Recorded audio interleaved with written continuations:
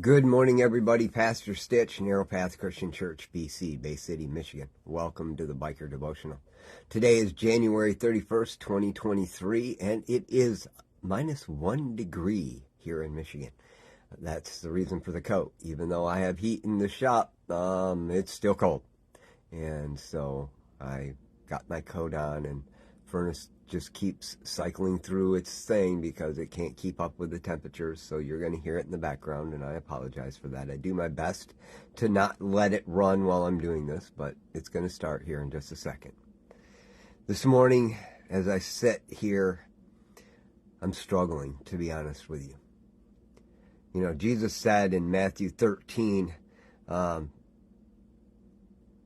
starting in verse 57, and they were offended by him. But Jesus said to them, a prophet is not without honor except in his hometown and in his household. And he did not do many miracles there because of their unbelief. I'm feeling that in a deep way today.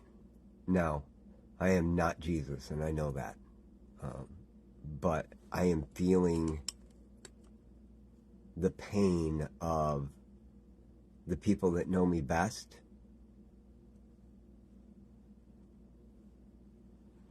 should know who I am, and my heart feels like they've all decided to, this week, those last couple of weeks, it's time to drive the point home that I'm worthless. And I'm struggling with it. Struggling with it bad. Because my heart is for everyone. And the ones that I'm closest to, it's for them the deepest. And I can't have any impact there. So I'm here with you today. And I'm hoping that something will strike with you that will have an impact, and maybe it can come back around in another way, because I don't know any other way to deal with this pain. Today, if you read your Proverbs in Proverbs 31, you saw there's two major themes in there. The world will tell you it's women's rights and social justice. And I don't necessarily disagree, but I think they take it from the wrong standpoint. First and foremost, the women's rights part, the last part of Proverbs 31, is an amazing section telling about a woman who takes pride in herself and her family and is empowered by her family to do all the things that she does. All of them together make that possible. Her husband calls her blessed. Her children call her blessed. Her husband does what he needs to do. Her children do what they need to do. Her household interacts and listens and does what they need to do. There's respect and honor. And because of that, she has been empowered to do things in the world at a time where women didn't have rights. And yet that woman is described as doing business and owning property and being wealthy beyond wealth so that her entire family can be cared for. It's amazing, right? But the social justice side of it is not just someone who feels offended standing up and saying this isn't right.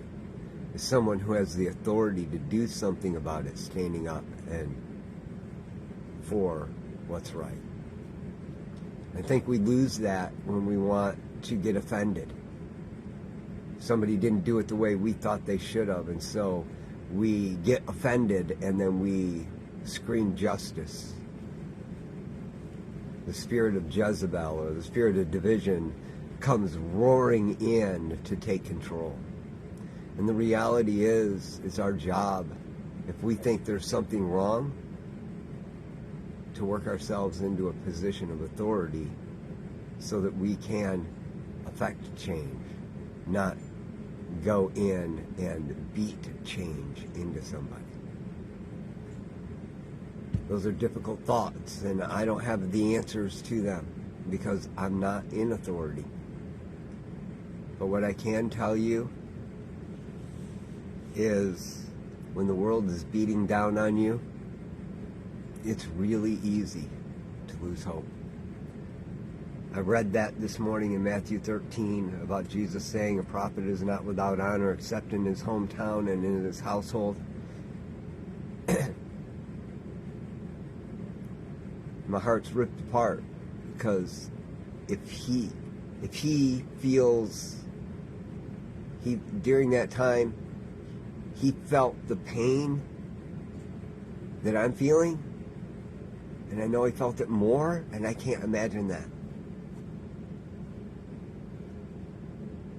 I can't imagine how he continued on and continued to teach.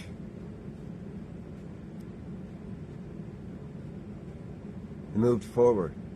It just rips my heart out. I'm rambling at this point, guys. Know this. I love you all. Whether you're family or someone I've never met. I really, truly do. And I hope someday to be able to say just one thing that will have an impact in your life. God bless.